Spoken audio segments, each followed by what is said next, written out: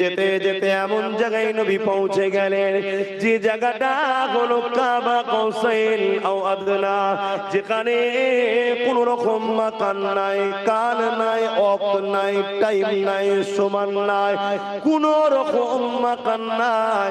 সেই জায়গাতে লা মাকানে নবী পাক পৌঁছে গেলেন। আবা হুজুর দিওকে নিয়ে ওয়াজ করেছিলেন,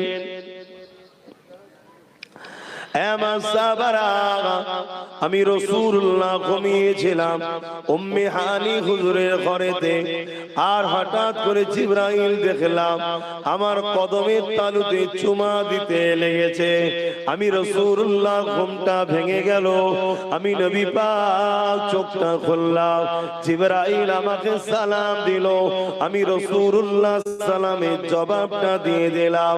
হযরতে জিবরাইল আমাকে শোনাতে লাগলেন, ইয়া রাসূলুল্লাহ হাবিবাল্লাহ, মুবারকবাদ আপনাকে, ধন্যবাদ আপনাকে, হুজুর ওয়েলকাম আপনার জন্য, মুবারকবাদ আপনার জন্য, মারহাবা ইয়া রাসূলুল্লাহ, মারহাবা ইয়া হাবিবাল্লাহ।